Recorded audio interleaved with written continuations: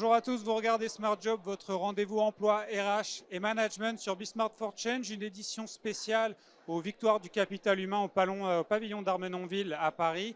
On va parler dans cette émission spéciale du cas des seniors, les talents très souvent oubliés des entreprises françaises. On va s'intéresser aux coûts pour ces entreprises, mais aussi pour notre économie. Et surtout, on va se demander comment on peut inverser la tendance et faire en sorte que ces talents seniors, ces talents expérimentés soient plus nombreux à travailler à plein temps jusqu'à la vraie fin de leur carrière. C'est tout de suite.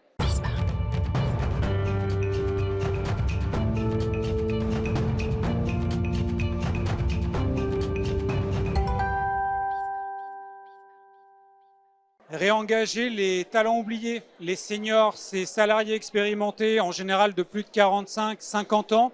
On va en parler avec deux acteurs du monde de l'entreprise en France. Benoît Durantine, bonjour. Benoît Durantisnes, bonjour Président Nicolas. de Wayden. Wayden, c'est quoi l'activité principale? Vous offrez des managers de transition aux entreprises qui se transforment. Exactement, Wayden, nous sommes un des leaders en France du management de transition. C'est le fait de faire intervenir des personnes expérimentées qui sont des cadres ou des dirigeants dans des situations de renforcement en mode projet, de remplacement ou de retournement dès qu'il y a des sujets urgents et importants dans des entreprises. Et souvent, les profils que vous mettez à disposition, ce sont des gens qu'on classe donc dans la catégorie senior en raison de leur niveau d'expérience. Si on s'en réfère à la question de l'expérience, oui, effectivement, le mot commun c'est senior. En revanche, senior c'est un terme assez vaste. On va revenir d'ailleurs dessus tout à l'heure. Tongchor, bonjour. Bonjour. Président de Senior Force Plus, association loi 1901. C'est quoi la raison d'être et l'action de Senior Force Plus? Alors, donc Senior Force Plus est composé que de bénévoles, 100% de bénévoles. Notre objectif, c'est de contribuer à l'amélioration du taux d'emploi des seniors. Et notre mission, c'est de mettre à la disposition des entreprises des outils pour pouvoir évaluer leur employabilité, enfin l'employabilité des personnes de l'entreprise, mettre en face des recommandations. Et enfin, notre autre action, c'est d'organiser des événements pour sensibiliser et engager les entreprises. Et ça, on y reviendra. Donc, il y a le Senior Score, il y a Grace aussi. On prononce en français d'ailleurs ou en anglais, c'est Grace. C'est le guide de recommandations et d'actions pour la carrière et l'emploi des seniors. On a des recommandations pour agir. Exactement. Benoît, je me tourne vers vous parce que là, c'est la question à 1 million d'euros. À quel âge on bascule et on devient un senior? Alors, si je m'en réfère à l'INSEE, c'est 55 ans. Si je m'en réfère au livre que j'ai écrit qui s'appelle Savoir rebondir après 45 ans, c'est 45 ans parce qu'en fait, on a pris un spectre relativement large qui correspond à peu près au moment où, malheureusement, en France, il y a une espèce d'obsolescence programmée sur les personnes expérimentées. Et puis, si je m'en réfère à mon métier et à mon expérience au quotidien, chez Wayden, on voit plus de 1500 dirigeants par an, on les rencontre physiquement. Je peux vous dire qu'à 60 ans, il y a des gens qui sont super jeunes et à 40 ans, il y a des gens qui sont plus que seniors, voire inquiétants. Et le côté senior, comment ça se traduit dans ce qu'on représente sur le marché? Ma question, en gros, c'est quand les gens nous cataloguent seniors, le DRH, le recruteur, qu'est-ce qui change dans leur manière de nous appréhender? Je dis nous parce que je vais bientôt avoir 45 ans. En fait, il y a deux façons de voir les choses. Il y a le biais culturel contre lequel je pars. Je pense on se bat tous. On se bat tous, c'est Tongchor avec son action formidable avec Senior Force Plus pour essayer de faire changer les mentalités. C'est la NDRH, c'est tous les DRH de France, c'est la plupart des entreprises et les seniors eux-mêmes. En tout cas, moi j'aime bien utiliser le mot de personnes expérimentées. On s'aperçoit qu'à l'expérience, c'est des gens qui sont engagés, qui sont fiables, c'est des gens qui sont travailleurs, c'est des gens qui ont envie. C'est aussi des personnes qui ont deux qualités importantes pour les projets de transformation d'entreprise, c'est l'expérience et la résilience. Je disais tout à l'heure à quelqu'un, enfin dans une conférence d'aujourd'hui, en fait, vous voyez, typiquement, l'IA, elle donne de la vitesse, mais elle donne pas du discernement. Et donc, enfin, pas aujourd'hui. Et donc, le senior fait vraiment la différence aujourd'hui. Après, si on s'en réfère aux biais culturels et aux a priori, bah aujourd'hui le senior, il fait peur, il est réputé être cher, il est réputé, voilà. Je pense pas que ça soit la bonne façon de penser. Tongshore, on va s'intéresser au Senior Score. Donc, c'est le premier outil de Senior Force Plus.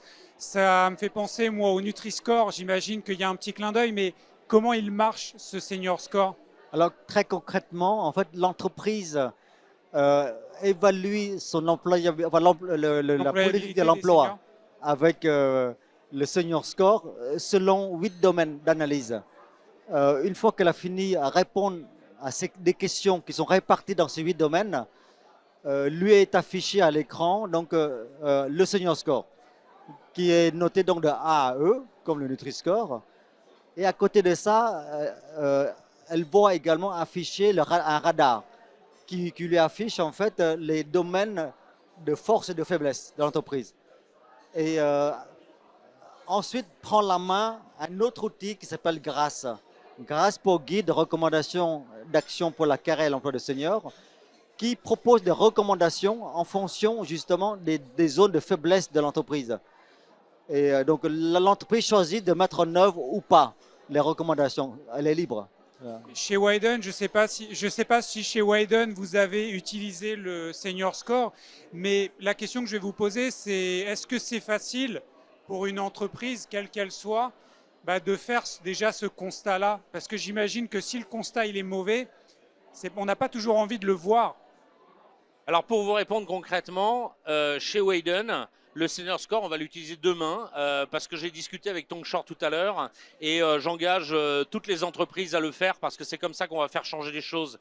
Et je dirais d'une manière un petit peu plus générale, en fait c'est une question de volonté mais ça doit être aussi impulsé par la direction. Et aujourd'hui, il faut bien se rendre compte que dans finalement la pyramide démographique de la France, les seniors sont incontournables, on le parlait par l'expérience et par la résilience, mais également parce que les classes moins importantes arrivent là et les seniors, on va avoir de plus en plus besoin. Donc de toute façon, on est en train de trouver des solutions qui vont s'imposer à nous et c'est une force incommensurable.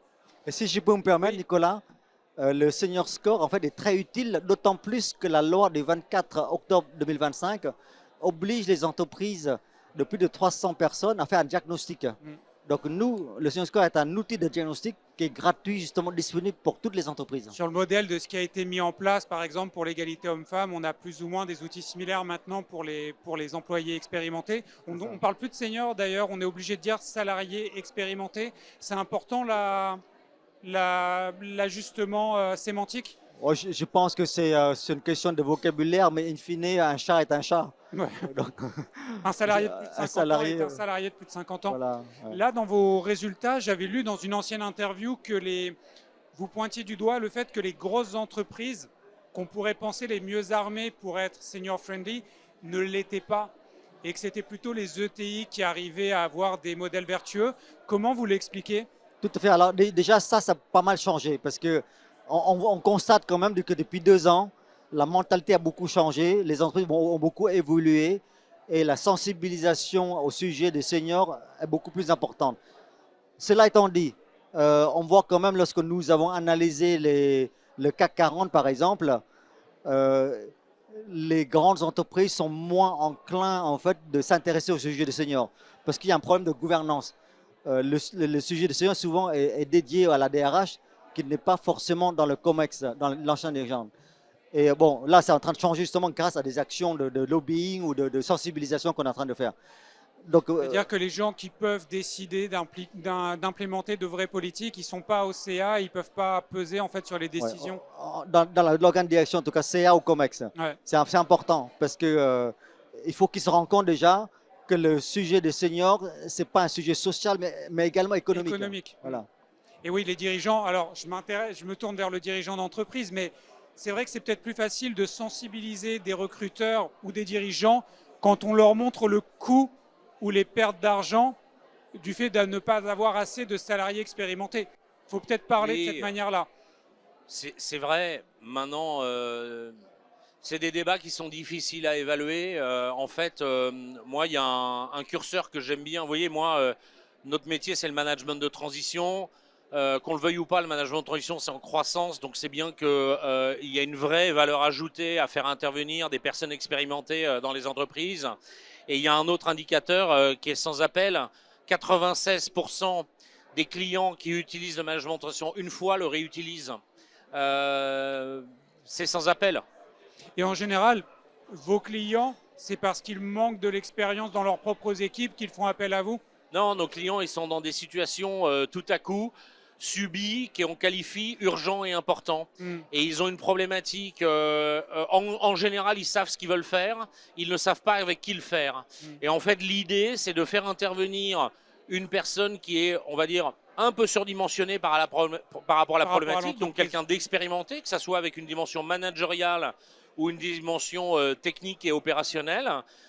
Pour qu'elle se concentre justement sur le technique ou le fonctionnel, enfin, pour qu'elle ne se concentre pas sur le technique ou le fonctionnel. Il sait déjà faire, il se concentre sur le vrai problème de la transformation, parce que le management de transition est un outil pour la transformation des entreprises, et le vrai outil de la transformation des entreprises, c'est les humains.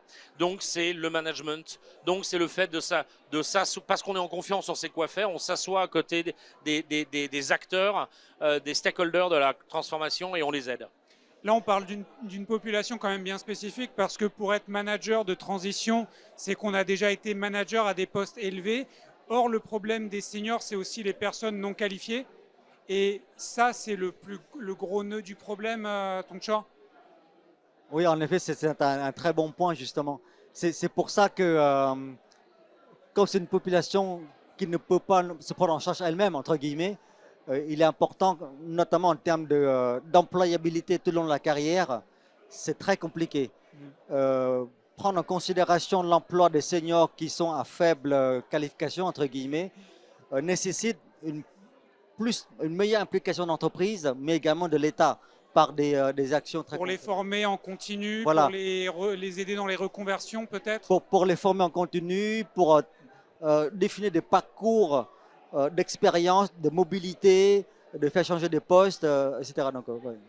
Je me tourne vers vous à nouveau, Benoît, parce qu'il y a une question cruciale. Les incidents de carrière, les accidents de carrière, et vous l'avez vécu, puisque votre livre, Rebondir après 45 ans, parle justement d'un licenciement, donc une situation subie. Beaucoup de seniors se retrouvent sur le marché après un licenciement qui est déjà un traumatisme, et ensuite ils doivent se reconfronter aux recruteurs, et en général, ils ne sont pas préparés, en fait, c'était pas imaginé. C'est pas préparé, mais vous savez, bon, déjà, si on regarde un peu les chiffres de l'APEC, aujourd'hui, la problématique des seniors, après 50 ans, les ruptures de contrat, elles sont 75% à l'initiative de l'entreprise. Donc on appelle ça comme on veut, relicenciement, sortie, etc. Moi, ce que je crois aujourd'hui, c'est contrairement il y a une vingtaine d'années, quand vous faisiez sortir de l'entreprise, c'est que potentiellement il y avait un souci avec vos résultats, votre engagement, votre compétence. Aujourd'hui, c'est plus vrai. Aujourd'hui, il y a des gens mais super bons qui se retrouvent, comme j'aime à dire, entre deux jobs, parce que voilà, je préfère l'appeler comme ça. Simplement, ils sont démunis. C'est quelque chose qui arrive d'un seul coup. C'est même quelque chose d'assez violent. Pourquoi? Parce que ça n'a pas été préparé. Mais la vérité, c'est qu'aujourd'hui, il y a des gens, c'est indépendant de leur volonté, dans le sens où ben, vous êtes un cadre, un dirigeant, et à un moment donné, vous n'êtes plus la bonne personne au bon endroit, parce qu'aujourd'hui, on sait qu'une entreprise, elle se réorganise, il y a une nouvelle équipe qui arrive, où il y a un changement de stratégie, et puis il faut qu'il y ait un changement d'hommes ou de femmes associés, et c'est indépendant de soi. Et souvent, ce qu'on constate, c'est que ces personnes-là, elles le prennent pour elles, comme si c'était un biais culturel historique, qu'on raisonne comme quand on avait 20 ans, où on était à l'école, où tu as mal travaillé et tu sors. Et c'est plus vrai. Ce qui est intéressant dans ce que vous dites, c'est que la personne en question donc, sort de l'entreprise, pas forcément dans une situation d'échec, mais sur le marché du travail, elle va avoir du mal à rebondir parce que les offres disponibles sont souvent sous-dimensionnées pour son profil. Ben, c'est qu'il n'y a pas encore, on va dire, tout le schéma n'a pas encore été intégré par le marché. Aujourd'hui, moi, ce que je constate dans l'ensemble des dirigeants qu'on reçoit, et même auprès d'eux, c'est que eux, ils arrivent, ils subissent, ils ont, j'allais dire presque, ils n'ont pas passé leur courbe de deuil. Oui, Vous savez, il y la a courbe de au moins deuil, 2 ans. colère, Ouais. tristesse, refus. Déni. Moi, j'invite les personnes à qui ça arrive à tout de suite se faire coacher parce que c'est très important pour pouvoir se réengager dans le futur, d'avoir fait fi du passé et c'est super dur. Moi, j'ai écrit ce livre parce que dans une vie antérieure, je l'ai vécu une fois. Je peux vous dire que c'est quelque chose d'incroyable. Alors, ce qui est assez rigolo pour terminer, c'est en fait, on croit qu'on est nul, on se remet en question et tout ça. Et puis, on a peur du regard des autres. Mais en fait, il ne faut pas avoir peur du regard des autres parce que vous savez ce qui se passe, c'est que celui qui est en face de vous, il ne se dit pas vous êtes nul, il se dit pourvu que ça ne m'arrive pas. Et quand vous raisonnez comme ça change complètement les choses. J'ai vu passer les chiffres de l'INSEE pour l'année 2023 sur les salariés, les 1% de salariés les mieux rémunérés en France. Et bon, 75% d'hommes, ça c'est encore un autre sujet, mais surtout on a 58% de plus de 50 ans dans les 1% d'actifs les mieux payés. Et Tongchor, ça veut dire quoi? Ça veut dire que seniors, en fait, il y a un paradoxe, c'est qu'il y a certains seniors qui s'en sortent très bien, mais certains qui sont en grande difficulté. Et c'est quoi qui fait la différence entre les deux extrêmes? C'est le fait d'avoir un incident dans la carrière? Bah, c'est un peu de tout en fait, il n'y a pas de cas unique. Moi je dirais déjà, la difficulté c'est de rester employable tout le long de Toute sa la vie. carrière, toute la vie. Et ça, les gens ne s'en rendent pas toujours compte, notamment lorsqu'ils ont des super diplômes ou qui pensent avoir Avoir appris un métier pour toute la carrière, voilà, et pour c'est un plus le métier cas. pour sa carrière. Mais la réalité prouve que ce n'est pas possible à cause justement, on parlait tout à l'heure de fusion, d'acquisition. On est sorti pas forcément à cause de notre qualité, de notre valeur, mais Parfois des relations humaines aussi qui ne collent pas. Et voilà, on il y a sort. plein de raisons qui fait que. Donc, ce qui manque un peu dans notre système de formation, c'est apprendre à apprendre et savoir s'adapter au contexte et être résilient. C'est d'arriver à un moment donné de dire, maintenant, il faut que j'arrive à rebondir. À me réinventer. Voilà, exactement, Et réinventer. j'avais vu, Benoît, que vous aviez parlé aussi de l'effort que les seniors devaient faire, enfin même les actifs avant d'être seniors, pour travailler leur réseau, pour qu'ils puissent s'appuyer sur le réseau quand il y a un incident de carrière. Oui. Et ça, c'est pas simple. Vous savez, moi je m'inspire toujours de ce qui se passe ailleurs. Et en fait, ce que vous vous rendez compte, c'est que quand vous allez par exemple tout simplement dans les pays anglo-saxons, où déjà la maturité est beaucoup plus avancée, déjà dans l'outsourcing de compétences tout simplement, et à l'opposé de s'accrocher à son sacro-saint CDI, il faut bien se rendre compte, nous la population qu'on touche, on le disait tout à l'heure, c'est des cadres et des dirigeants. Si vous ne considérez pas à ce niveau que votre CDI c'est un CDD, on ne sait pas quand il s'arrête, déjà c'est beau. Après, effectivement, ce qu'on constate, nous, quand on reçoit des dirigeants et des cadres qui arrivent à un moment donné dans cette situation-là, c'est que ils n'ont rien anticipé. C'est-à-dire que sont des gens intelligents, ils voient le mur arriver et ils font rien pour le préparer. Et moi, je crois que c'est une composante importante de la suite du rebond. C'est en permanence de changer finalement d'hygiène de vie. On va dire créer du réseau. En même temps, j'aime pas trop ce terme parce que le réseau, pour moi, ça se décrète pas. Je pense que ceux qui arrivent, c'est ceux qui font les choses un petit peu, tout le temps, de manière non intéressée. Et donc avec générosité. Au fond, ceux qui font bien le réseau, ce sont les gens qui aiment les autres. Et je pense qu'aujourd'hui, c'est une des composantes de la meilleure assurance chômage que vous pouvez avoir pour la suite, si je peux m'exprimer ainsi. Quand on n'a pas fait de réseau pendant toute sa carrière et qu'on se retrouve à 50 ans à comprendre qu'on en a besoin, c'est pas évident de rétablir la mire là, j'imagine. Non, mais pour moi, Benoît l'a dit à juste titre, le réseau, ça ne se construit pas au moment où on en a besoin. Ça se construit Quand tout le long. on est dans voilà. sa meilleure situation. Exactement, c'est quand on aime les gens, on construit le réseau. Moi, je dirais là où il y a un bon réseau à construire, c'est l'engagement sociétal. Toutes les personnes que je rencontre et qui sont engagées dans le monde associatif rencontrent plein de monde. Et c'est là qu'on se fait confiance, qu'on arrive à détecter la valeur des personnes. Donc, si une personne, et c'est là aussi qu'on rencontre aussi les dirigeants d'entreprise. Moi, par exemple, depuis 20 ans, je suis engagé dans plein d'associations dans lesquelles sont impliqués des dirigeants d'entreprise. Et avec ces dirigeants d'entreprise-là, ils me font confiance, moi je leur fais confiance. Donc, si j'ai un accident de carrière, je sais que je peux compter sur elles. Et sur ces entreprises, etc. Et vous savez, il ne faut pas désespérer parce que, par exemple, l'autre jour, je discutais avec une DRH française qui est DRH d'un grand groupe américain au Texas, expatrié, et elle me disait, on parlait de ça, et ce qui est incroyable, elle me disait, c'est qu'aux États-Unis, tous les jeudis soirs ou vendredis soirs, il y a des dîners. Alors ça s'appelle pas réseau, mais l'idée c'est de connecter avec des gens de son horizon différent, voilà. Et c'est engrammé dans la façon de faire des cadres et des dirigeants de faire ça. Et je désespère pas du tout parce qu'en général il y a 10 ans d'écart entre ce qui se passe souvent aux États-Unis et ce qui se passe en Europe et en France. Et là, ce dont on parle là depuis quelques minutes sur l'histoire du réseau, en fait, on parle de marché caché dans le marché du travail. C'est souvent là où il y a les meilleurs postes, mais c'est 10% ou non, c'est plutôt 70% des offres sont cachées. En gros, en faisant son réseau dès l'âge de 30 ans, 35 ans, une fois senior, on est mieux armé pour rebondir quand on a ces incidents. C'est ça le... Oui, alors vous savez quoi, c'est peut-être mon âme d'entrepreneur qui dit ça, mais pour moi, il n'y a qu'une seule règle, c'est aide-toi et le ciel t'aidera. Hein. C'est bien d'avoir aidé par le monde, mais la différence, elle se fait parce que vous allez faire des actions en résilience, intelligentes, un petit peu sans agacer les gens, et avec beaucoup d'intelligence pour essayer de se différencier des autres. Donc le réseau caché, évidemment le réseau caché, moi... si je connais quelqu'un, je serais plus enclin à l'écouter même, pas à décider, à l'écouter que quelqu'un que je connais pas, surtout si vous êtes sur sollicité, parce qu'en ce moment, le marché de l'emploi fait que quand vous émettez une annonce, il y a une volumétrie de réponses qui rend difficile la sélection même. Et qui élimine de facto la plupart des seniors dans les process de recrutement, on va dire, ouverts. J'ai envie de vous... Mais ça, c'est un stéréotype, ça. Oui, en fait, ça, c'est encore un stéréotype en disant que les seniors sont chers, dépassés par la technologie, dépassés partout, ils ne sont pas à jour au niveau métier, etc. Vous voyez, par exemple, en Suède ou en Finlande, pays pour lequel j'ai beaucoup travaillé dans ces entreprises-là, eux, ils recrutent non pas en fonction du sexe, de l'âge, du genre, etc., mais en fonction des compétences et de l'expérience. Quelles que soient les personnes, on dit, voilà, est-ce que tu as ces compétences-là, est-ce que tu as cette expérience-là? Si oui, on t'embauche. Il n'y a pas de sujet. Ce qui se passe en Scandinavie arrive en France combien de temps après par rapport aux États-Unis? Parce qu'on est en retard sur les États-Unis, mais les Scandinaves aussi, ils ont beaucoup d'avance sur nous sur ces sujets-là.